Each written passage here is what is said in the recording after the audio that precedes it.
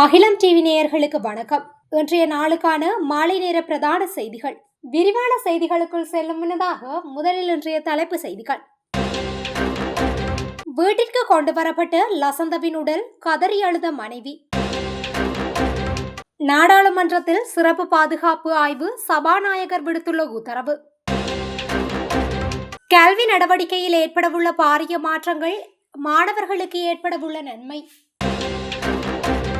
Influenza ஏ மற்றும் B தொற்றுகளின் பரவல் தீவிரம், சுகாதார அதிகாரிகள் எச்சரிக்கை. வெற்றிலைக்கேணி பகுதியில் கடலுக்கு சென்ற கடற்தொழிலாளர் உயிரிழப்பு.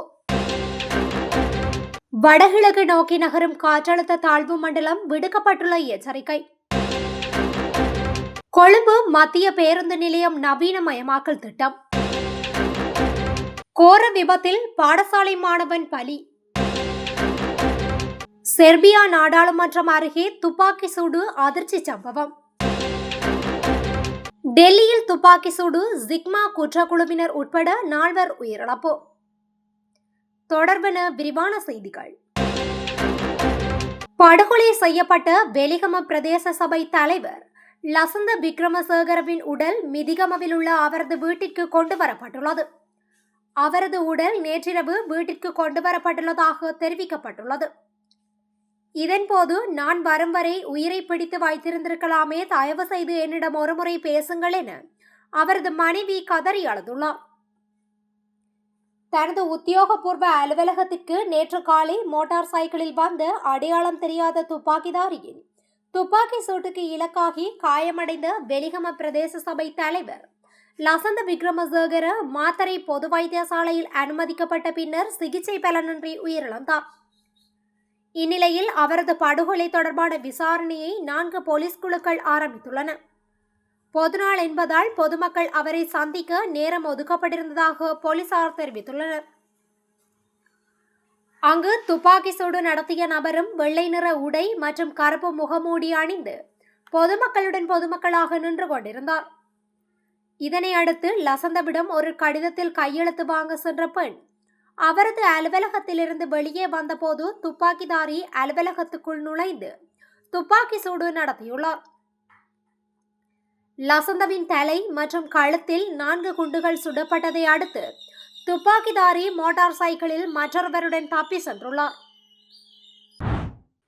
நாடாளுமன்றம் சிறப்பு பாதுகாப்பு ஆய்வுக்கு உட்படுத்தப்படவுள்ளதாக சபாநாயகர் வைத்திய கலாநிதி ஜகத் விக்ரமரத்ன இன்று நாடாளுமன்றத்தில் தெரிவித்துள்ளார்.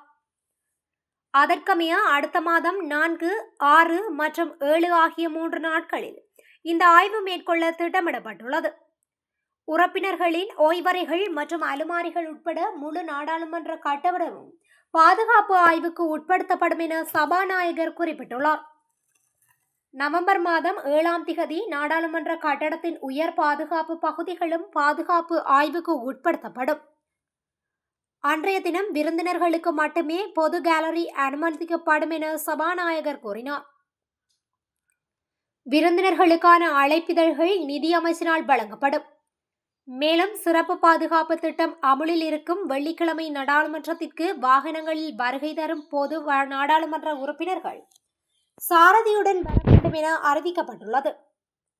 அன்று நாடாளுமன்ற வாகன நிறுத்தமிடம் மூடப்படும் என்பதால் நாடாளுமன்ற உறுப்பினர்கள் வரும் வாகனங்கள் வாகன நிறுத்தமிடத்திற்கு அனுப்பப்படும் என சபாநாயகர் தெரிவித்தார்.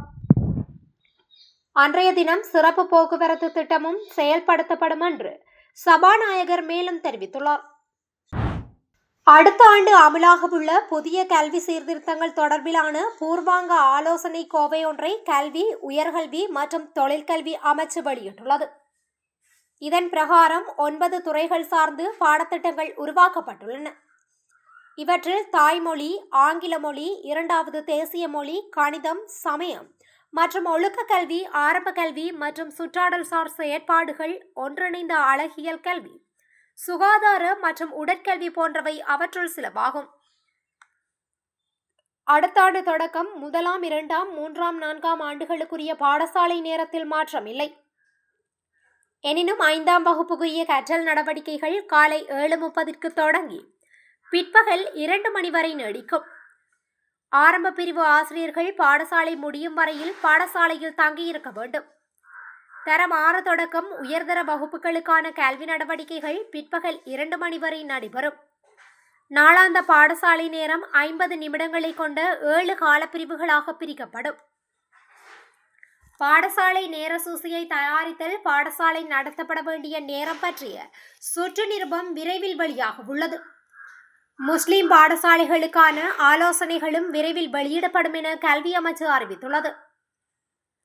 6ஆம் வகுப்பிலிருந்து தகவல் மற்றும் தொடர்பாடல் தொழில்நுட்பம், வாழ்க்கைக்கான தொழில்நுட்பம், தொழில் முயற்சியாண்மை மற்றும் நிதி, எழுத்தறிவு ஆகிய விடயங்கள் அறிமுகம் செய்யப்பட உள்ளன. 6ஆம் வகுப்பு பிள்ளைகளுக்கான பழைய பாடத்திட்டத்தில் பயன்படுத்தப்பட்ட புத்தகங்களுக்கு பதிலாக புதிய பாடத்திட்டத்திற்கு ஏற்ற வகையில் தேசிய கல்வி நிர்வாகம் தொகுத்த மொடியூல்கள் விரைவில் வழங்கப்பட உள்ளன. இலங்கையில் இன்ஃப்ளூயன்சா A மற்றும் B தொற்றுகள் வேகமாக அதிகரித்து வருவதாக சுகாதார அதிகாரிகள் எச்சரிக்கை விடுத்துள்ளனர். இதில் சிறுவர்கள் மிகவும் பாதிக்கப்பட்டுள்ளதாக சுகாதார அதிகாரிகள் குறிப்பிட்டுள்ளனர். மழைக்காலங்களிலும் ஆண்டு இறுதியிலும் பருவகால தொற்று நோய் மிகவும் தீவிரமாக இருக்கும். பகல் நேர பராமரிப்பு மையங்கள், பாலர் பாடசாலைகள் மற்றும் பாடசாலை சிறுவர்கள் பாதிக்கப்படக்கூடியவர்களாக உள்ளனர் என குழந்தை மருத்துவ ஆலோசகர் மருத்துவர் மகேஷ் விஜயரத்ன தெரிவித்துள்ளார். பல சிறுவர்களுக்கு திடீர் காய்ச்சல், இருமல், தொண்டை வலி, மூக்கு ஒழுகுதல் மற்றும் சோர்வு ஏற்படுவதால் இந்த நோய் பல வடிவங்களில் தோன்றும். அதே நேரத்தில் சிலருக்கு சளி போன்ற அறிகுறிகள், காது தொற்று, சைனசிடிஸ் அல்லது மூச்சு திணறல், குறிப்பாக ஆஸ்துமா உள்ளவர்களுக்கு ஏற்படலாம். சிறுவர்களுக்கு வாந்தி மற்றும் வயிற்றுப்போக்கு ஏற்படலாம். சில சமயங்களில் நீரிழப்பும் ஏற்படலாம். மேலும் அரிதான சந்தர்ப்பங்களில் இன்ஃப்ளூயன்சா நரம்பு மண்டலத்தை பாதிக்கலாம். 2 வயதிற்குட்பட்ட குழந்தைகள் மற்றும் நாள்பட்ட நோய்கள் உள்ள குழந்தைகள் நிமோனியா மற்றும் கடுமையான சுவாச சிக்கல்களுக்கு அதிக ஆபத்தை எதிர்கொள்கின்றனர். எனவே பெற்றோர்கள் தங்கள் பிள்ளைகளின் அறிகுறிகளை உன்னிப்பாக கண்காணிக்க வேண்டும். விரைவான அல்லது கடினமான சுவாசம், தொடர்ச்சியான வாந்தி, பசியின்மை அல்லது அசாதாரண மயக்கம் உள்ளிட்ட கடுமையான நோயின் அறிகுறிகள் தோன்றினால் உடனடியாக மருத்துவ உதவியை நாட வேண்டும். அடிக்கடி கை கழுவுதல், இருமல் வரும்போது கைகளை வைத்து மறைத்தல், நோய்வாய்ப்பட்ட குழந்தைகளை முழுமையாக குணமடையும் வரை வீட்டிலேயே வைத்திருத்தல் போன்ற தடுப்பு நடவடிக்கைகள் பரவலை கட்டுப்படுத்துவதற்கு மிக முக்கியமானவையாகும். அதிக ஆபத்துள்ள சிறுவர்களுக்கு தடுப்பூசிகள் கிடைக்கின்றன மற்றும் பரிந்துரைக்கப்படுகின்றன. பெரும்பாலான சிறுவர்கள் வீட்டிலேயே எளிய கவனிப்புடன் குணமடைகின்றனர். ஆனால் எச்சரிக்கை அறிகுறிகள் அல்லது அடிப்படை நிலைமைகள் உள்ளவர்களுக்கு ஆரம்பகால மருத்துவ கவனிப்பு அவசியம். இந்த தொற்று நோயின் போது ஏற்படும் சிக்கல்களுக்கு எதிராக விழிப்புணர்வு மற்றும் தடுப்பு நடைமுறைகள் சிறந்த பாதுகாப்பாகும் என அவர் மேலும் தெரிவித்துள்ளார்.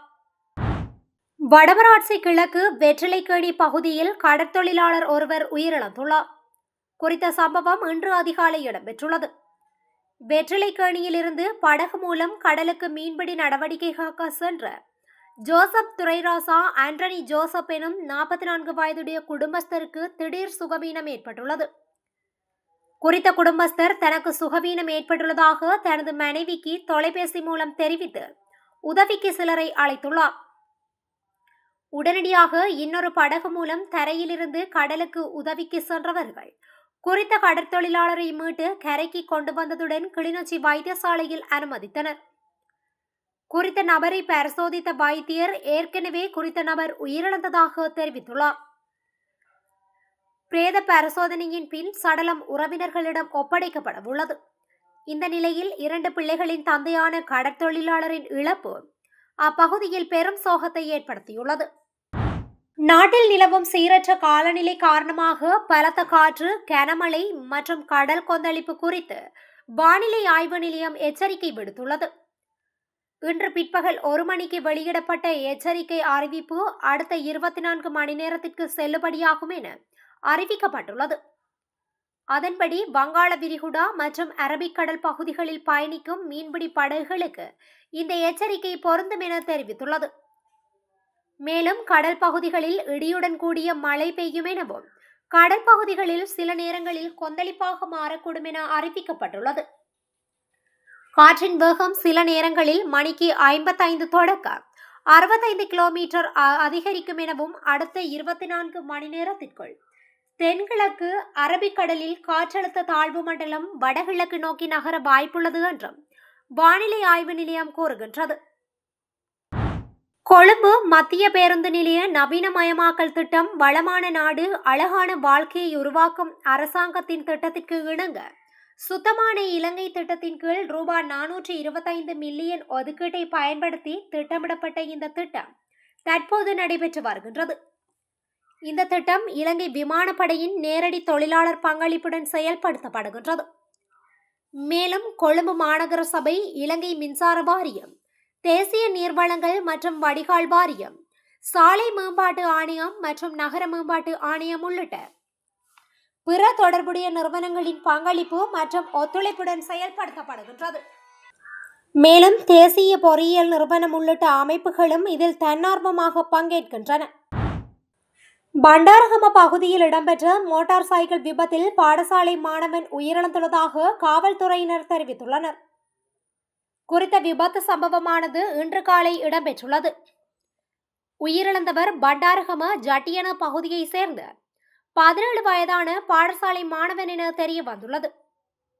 சம்பவம் தொடர்பில் மேலும் தெரிய வருகையில் பண்டாரகம காவல்துறை பிரிவின் பாணந்துறை ஹொரணை வீதியில் கொத்தலாவ சந்திக்கு அருகிலுள்ள கிளை வீதியிலிருந்து பிரதான வீதிக்குள் பிரவேசிக்க சென்ற மோட்டார் சைக்கிள் ஒன்று ஹொரணை நோக்கி சென்ற பேருந்துடன் மோதி விபத்து ஏற்பட்டுள்ளது.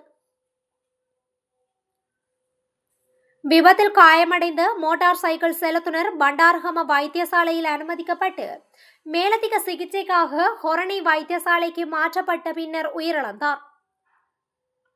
சடலம் ஹொரணை வைத்தியசாலையின் பிரேத அறையில் வைக்கப்பட்டுள்ளதுடன் பண்டாரகம காவல்துறையினர் மேலதிக விசாரணைகளை மேற்கொண்டு வருகின்றனர். ஐரோப்பாவில் அமைந்துள்ள நாடு செர்பியா. இந்நாட்டின் தலைநகர் பெல்கிரேட்டில் அந்நாட்டு நாடாளுமன்றம் அமைந்துள்ளது. இந்நாட்டின் அதிபராக அலெக்சாண்டர் ஜுசிக் செயல்பட்டு வருகின்றார். இதனிடையே செர்பியாவில் அதிபருக்கு எதிராக போராட்டங்கள் நடைபெற்று வருகின்றன. அதேவேளை அதிபரின் கட்சியை சேர்ந்தவர்கள் அவருக்கு ஆதரவாக போராட்டங்களை நடத்தி வருகின்றனர். இந்நிலையில் அதிபர் அலெக்சாண்டருக்கு ஆதரவாக அந்நாட்டு நாடாளுமன்றம் அருகே கூடாரம் அமைக்கப்பட்டு சிலர் போராட்டத்தில் ஈடுபட்டு வந்தனர்.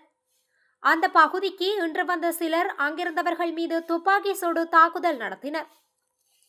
இந்த துப்பாக்கி சூட்டில் 57 வயதான முதியவர் படுகாயமடைந்தார். உடனடியாக விரைந்து சென்ற பாதுகாப்பு படையினர் முதியவரை அருகிலுள்ள மருத்துவமனையில் அனுமதித்தனர். மேலும் துப்பாக்கி சூடு நடத்திவிட்டு தப்பியோடிய நபர்கள் குறித்து தீவிர விசாரணை நடத்தி வருகின்றனர். நாடாளுமன்றம் அருகே நடந்த இந்த துப்பாக்கி சூடு சம்பவம் அப்பகுதியில் அதிர்ச்சியை ஏற்படுத்தியுள்ளது. இந்த துப்பாக்கி சூட்டை பயங்கரவாத தாக்குதல் என அதிபர் தெரிவித்துள்ளார். இந்தியாவில் போலீசார் மேற்கொண்ட துப்பாக்கி சூட்டு கும்பலை சேர்ந்த 4 பேர் உயிரிழந்துள்ளனர். இன்று அதிகாலை போலீசார் மேற்கொண்ட நடவடிக்கையின் போது இந்த துப்பாக்கி சூடு நடத்தப்பட்டதாக வெளிநாட்டு ஊடகங்கள் தெரிவிக்கின்றன.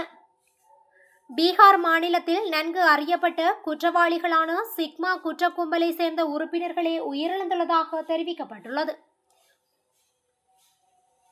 இந்த கும்பலை சேர்ந்தவர்களை தடுக்க முயன்ற போது மோதல் ஏற்பட்டதாகவும் அதனை தடுக்க செல்ல முயன்ற போது துப்பாக்கி சூடு நடத்தப்பட்டதாகவும் போலீசார் தெரிவித்தனர். இத்துடன் இன்றைய நாளுக்கான மாலை நேர பிரதான செய்திகள் நிறைவடைகின்றன. தொடர்ந்தும் இதுபோன்ற செய்திகளை உடனுக்குடன் அறிந்து கொள்ள அகிலம் டிவியுடன் இணைந்திருங்கள். நன்றி, வணக்கம்.